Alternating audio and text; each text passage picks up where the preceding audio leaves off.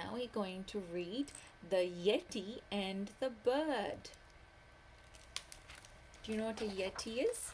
A yeti is the abominable snowman.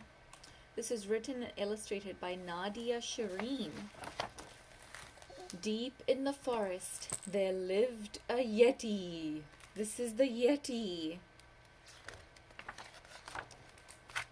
He was the biggest, hairiest, scariest beast anyone had ever seen. Yeah, so everyone left him alone. These are all the animals leaving him alone. But Yeti was very lonely.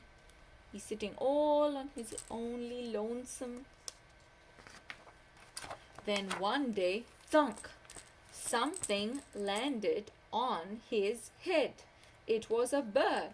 It goes thunk, thunk, thunk, thunk. Yeah.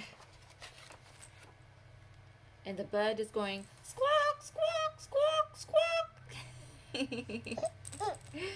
And he goes, roar, the Yeti says.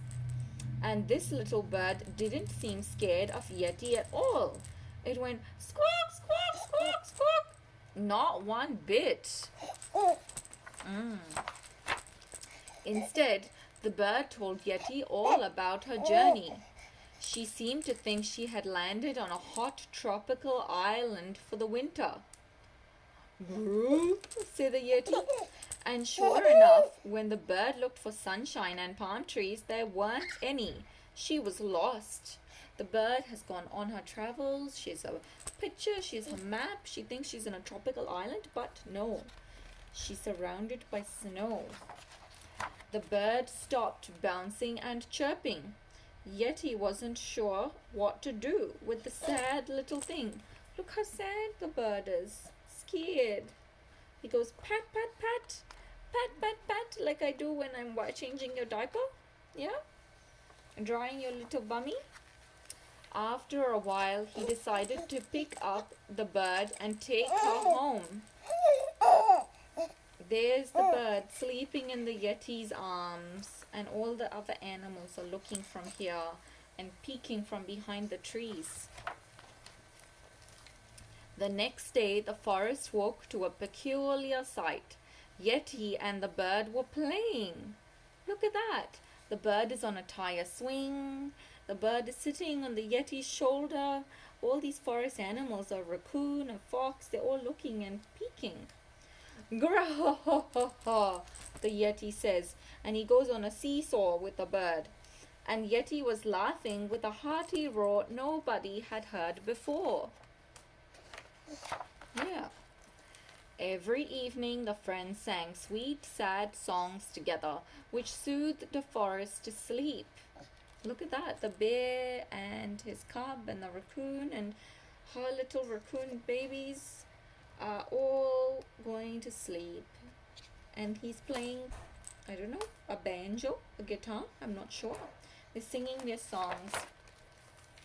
Yeti wished the bird could stay forever, but it was getting colder and he knew that soon his small friend would need to fly away. He's holding his little small friend. So Yeti carefully examined the bird's map and found out where she needed to go. It's very thoughtful of him. He made sure she was packed and ready for the long journey ahead. There she is with her suitcase packed. They have a picture on the wall of the Yeti and the bird. This is Ugg and Goo.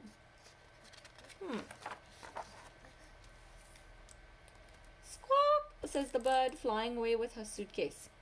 Yeti sighed. Without the bird, he was even lonelier than he was before. Until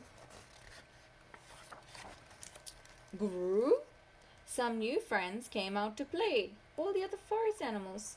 Thud. They get on the seesaw. Deep in the forest there lives a Yeti with all his new friends. Look at that.